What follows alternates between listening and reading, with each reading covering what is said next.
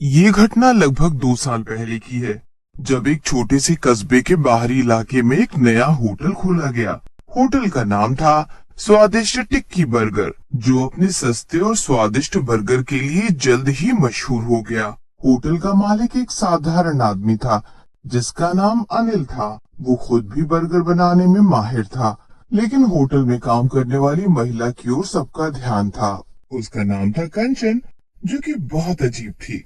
अनिल भाई, तुम्हारे यहाँ के टिक्की बर्गर सबसे बेस्ट होते हैं। आज तक मैंने कहाँ कहाँ टिक्की बर्गर नहीं खाया, लेकिन आपका टिक्की बर्गर जैसा कहीं नहीं खाया। जी शुक्रिया, लेकिन ये मेहनत अकेले मेरी नहीं है। इसमें कंचन भी मेरी बहुत मदद करती है। इसका मसाला वही बनाती है।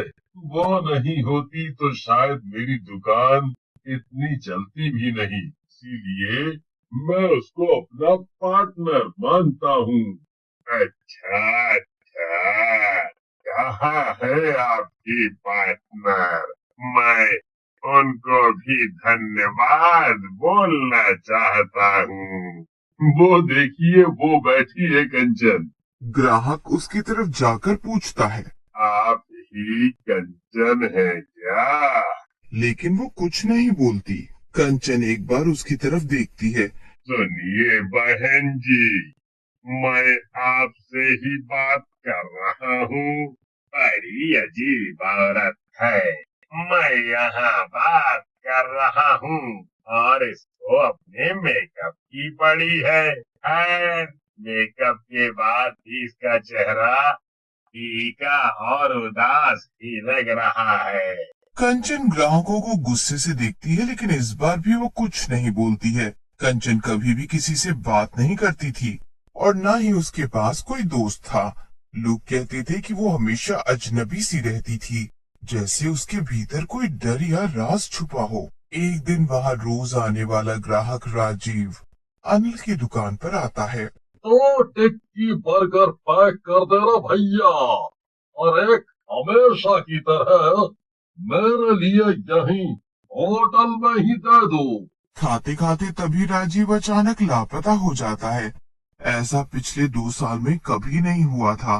वो रोज सुबह सुबह होटल में आता था और एक टिक्की बर्गर खाता था। फिर वो ऑफिस चला जाता था। लेकिन उस दिन वो होटल में आया, फेमस टिक्की बर्गर खाया और फिर जैसे हवा में ही गायब हो गया। होटल के अन्य कर्मचारियों ने उसे ढूंढा, लेकिन वो कहीं नहीं मिला। अरे देखो, वो यहाँ से कहाँ चले जाएंगे? जाकर देखो, अंदर ही तो थे, फिर कहाँ गए? ऐसे ग्राहक गायब होने की खबर बाहर नहीं जानी चाहिए। हमें ये बात दबानी पड़ेगी। सब जगह देख लिया सर, लेकिन राजीव सर का कुछ पता नहीं चल रहा। बड़ी अजीब बात है, अचानक कहाँ चले गए? आज तो पैसे भी नहीं दिए। कुछ दिनों बाद होटल में एक और रहस्यमयी घटना घटी। अचानक ही बर्गर में कुछ बदलने लगा। पहले जो बर्गर स्वादिष्ट होते थे, अब वो कुछ अलग स्वाद देने लगे थे। ये बर्गर खाने के बाद कुछ अजीब महसूस हो रहा है, जैसे पेट में दर्द हो या फिर शरीर सुस्त और थका थका सा महसूस हो रहा है। होटल में कंचन की गतिविधियां और भी रहस्यमयी होती जा रही थी। एक रात कंचन होटल के पीछे के छोटे से कमरे में कुछ अजीब सा कर रही थी। वो छुपकर कमरे में गई। तभी अनिल के नौकर ने उसको वहां जाते देखा। वो कंचन के पीछे पीछे जाता है और देखता है कि कंचन किसी चीज का घोल बना रही है। आज मैं घोल बनाकर इसी में और टिक्कियां बना दूंगी, जिससे लोगों को पता चलेगा कंचन कौन है।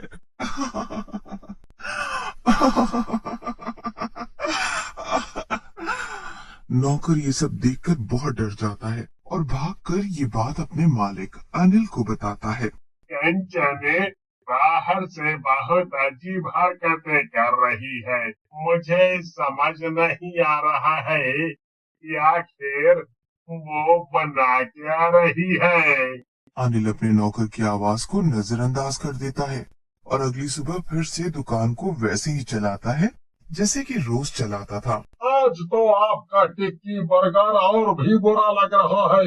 इसमें आपने कौन सा मसाला डाला है तो इतना गंदा स्वाद दे रहा है। तो तभी एक आदमी अचानक से बेहोश हो जाता है और बाकी के दो अचानक से गायब हो जाते हैं। शहर में अफवाहें फैलने लग जाती हैं।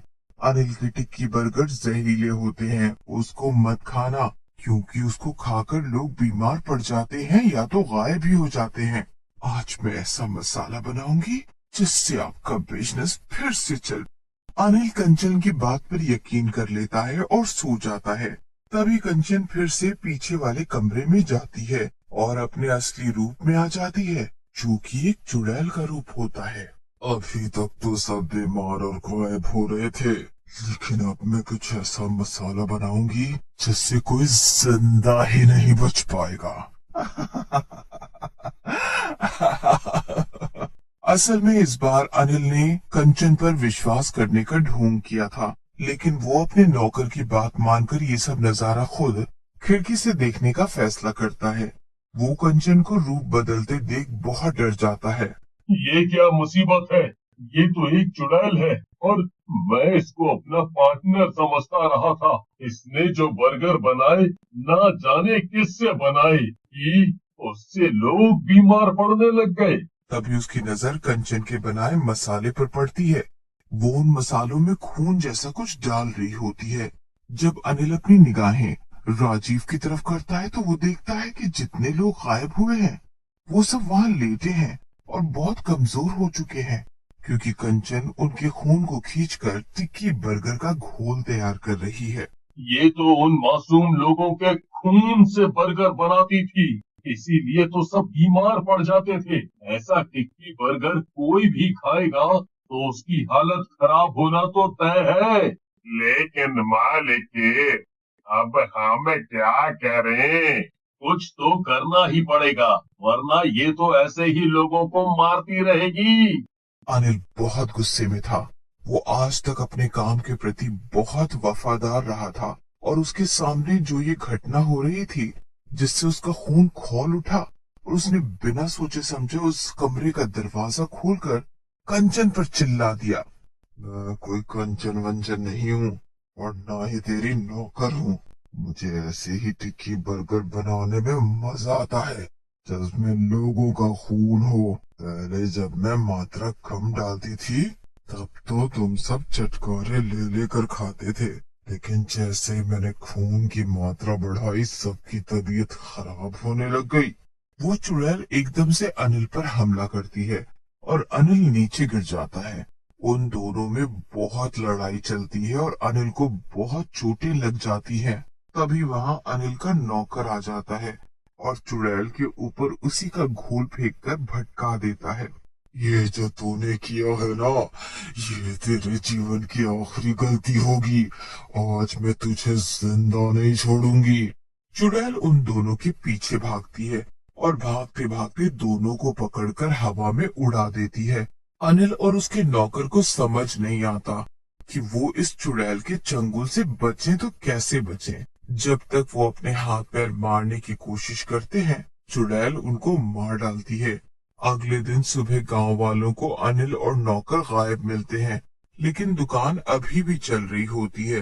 कंचन मन ही मन में सोचती है, आज तो तुम टिक्की बर्गर खाओ, फिर तुम्हें पता चलेगा इस टिक्की बर्गर में कितना स्वाद है। ग्राहक को कंचन की बात बहुत बुरी लग जाती है और वो अनिल के बारे में पता करने का सोचता है। अगले ही दिन वो कंचन पर नजर रखने लग जाता है। ये कंचन रात में कहाँ जा रही है। जरूर इसी ने कुछ किया होगा अनिल को। ग्राहक उसका पीछा करते करते उसी कमरे के पास पहुंच जाता है जहां पर कंचन ने सबको मार के छुपाया होता है। आए, अब पता चला इसका राज।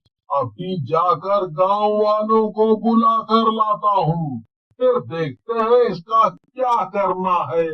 वो उस चुड़ैल के दरवाजे पर कुंडी लगाकर गांव वालों को बुलाने चला जाता है। सारे गांव वाले वहां आ जाते हैं। हे भगवान, ये तो बहुत ही डरावनी चुड़ैल है। हमें इसे इसी घर में बंद कर देना होगा और फिर इस घर को हम कबहू नहीं खोलेंगे, वरना अगर ई बाहर निकली तो हम सबको मार देगी। हाँ, तुम सही कह रहे हो, इसके साथ तो यही सलूक करना चाहिए। आए, जाने कितने लोगों को मार दिया इसने। आए, सारे गांव वालों ने धीरे धीरे काम करना शुरू किया, जिससे चुड़ैल को कुछ पता न चल पाए, और वो घर मंत्रों के साथ चुड़ैल को उसी कमरे में बंद कर देते हैं और ताला भी लगा देते हैं। उसके बाद कोई उस कमरे के पास से जाना तो दूर, कोई उस होटल के आसपास तक नहीं गया। हर गांव में सबको ये चेतावनी दी जाती है कि वहां कोई नहीं जाएगा। ये सब पहले पता चला होता तो आज अनिल और नौकर के साथ साथ राजीव भी जिंदा होता। किसी को नहीं पता कि वो चुड़ैल ऐसा क्यों किया करती थी, लेकिन जो भी था वो बहुत भयानक था। उसके बाद से टिक्की बर्गर की दुकान भी बंद हो गई और वो चुड़ैल भी उस कमरे में हमेशा हमेशा के लिए बंद हो गई। लेकिन अभी भी लोगों को टिक्की बर्गर खाने में डर लगता है।